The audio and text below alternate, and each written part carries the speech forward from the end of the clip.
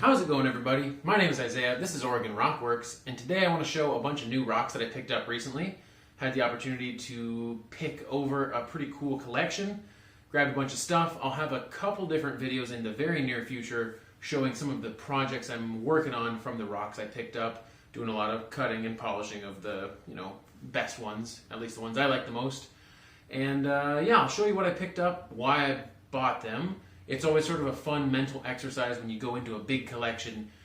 You sort of try to obviously pick out what you like, but I'm also always trying to think about what is a wise investment and what could I make something cool with and what could I resell down the line. And every collection is different, and so unless you're going in with a very, very specific goal of I'm buying this material, you have to be a little bit of an opportunist, and that's a fun game for me to play, to be like, what does this person have that I think is cool?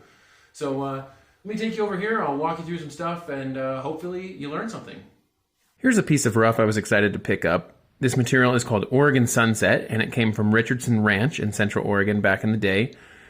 The material tends to blur the line between agate and jasper. This piece is more on the jasper side, but some of them are much more translucent. Just a really beautiful, vibrant pastel pink with these rusty gold looking ribbons. A rare material. I have not had much rough of this material whatsoever, and it's just cool. So stoked on that one. Here's one of the pieces I'm working on polishing. I believe this is a Dryhead agate from Carbon County, Montana. Really cool banding, great colors. It's small, but cool one. And then this, I'm pretty sure, is a Teepee Canyon agate from South Dakota. These materials share a lot of characteristics. They come from fairly close to each other. My feeling is that Dryhead agate generally has a darker matrix. This is not from the collection I just picked up. This is one I've had for a while.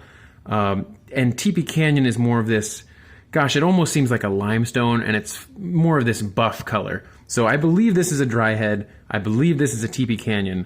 I know this is a Dryhead. But stoked on those. Here's a cool one that's a little out of my wheelhouse. This is Tiffany stone from Utah. This was discovered, I believe, during commercial mining operations for beryllium. I've heard this stuff called opalized fluorite, and I think that that's got to be accurate on some level. There's some agate here. You can tell by the sound there, this stuff is a little softer and a bit more brittle than agate or jasper, but dang, the colors are so bold. That purple looks better in person. It doesn't show up quite as nice through the camera here, but really wild. Big, big slab too. So very excited to pick that up. Something I don't see a whole lot, something I don't necessarily collect, but when I saw it, I was excited. Here's a piece of the original Oahe picture jasper. This one is just over 5 pounds.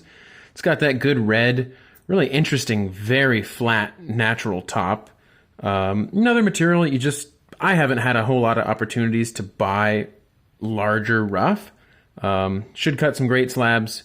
Just classic, high-grade, old-school Oregon material. Here are a few more rare, rough rocks from Oregon. I love my Vistaite. This is a cool, colorful piece. Don't know if it'll have good scenery, but I love this stuff from the Ochocos in Central Oregon. And this is the best Copco agate I've ever had. This material comes from the Klamath River in Southern Oregon. Other names for this material are Jenny Creek agate, and I've also heard it just called agate flats. But when you cut this right, it can be really cool. It can rival Montana agate for those big, bold, scenic dendrites. And yeah, I think especially if you cut with the bands, you can get some really cool trees and scenic figures and animals and just kind of let your imagination run wild. So I'm excited to cut this piece. It's a pretty rare one. I have not had much of it at all, and this is the biggest and best I've had. So stay tuned to see how that thing cuts. This is another piece that's in progress, so you'll see this again when it's finished. But I'm always excited when I can pick up some dinosaur bone, and this piece in particular is just so saturated. It reminds me of strawberry jam. Just got all the things that I want from good gem bone, aside from not being very big. But man, there's something about this stuff is like extra addictive compared to other rocks even. A few more little bits of bone. They're small, but I can't pass up good bone. Here are some more slabs that you will see again. I'm in the process of polishing them. These are the rare Van Dusen jasper from Central Oregon. They're kind of small. They're a little weird, but this stuff is rare enough that I can't complain. I so infrequently have the opportunity to buy this stuff for any sort of reasonable price. A little bit more than this, but these were probably the 3 best. It's cool. Wait till you see some of the close-up shots of this stuff. It's awesome rock. Here's some Cary Plume agate from Central Oregon. This one's cool because it has a lot of quartz crystals, which I don't often see with this material. Good contrast too. Really pretty piece. This one, contrast is not as good, but those plumes are very well defined. So, cool little slabs. Here is a nice big slab of petrified wood from Saddle Mountain in Washington. Particularly, this is the variety dubbed picture wood. It's got some cool color zoning that can be sort of scenic, and of course these dendrites can really look like bushes. This particular piece was covered in this gross yellow lacquer clear coat, but I was able to scrape it all off with a razor blade, and now I'm ready to polish this thing up. I just like this stuff. I'm not the biggest petrified wood guy, but this is one that's always been exciting to me.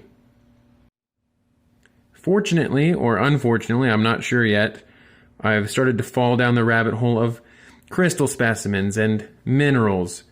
I don't know where this is from.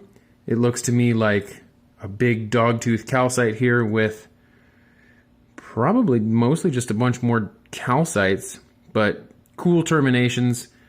I mean, didn't have to pay much for it, but I am slipping down the slope of buying and collecting minerals, so don't know what that says about my character. This is a good example of me buying as an opportunist. Not something I normally collect, but I recognized it, and I know that it's kind of rare. This is called Bird of Paradise Plume. It's an old dig agate from Mexico. I don't know exactly where, and I don't know how long ago. Just picked them up because I saw them, and the price was right. This made me really happy. This is a really cool full round Grassy Mountain slab. I've had it for about 2 months. You can see on the back here that I polished it on September 5th of 2025. And this was just a cool moment that makes you realize how small and interconnected the rock world is, especially when you're dealing in materials that are sort of rare.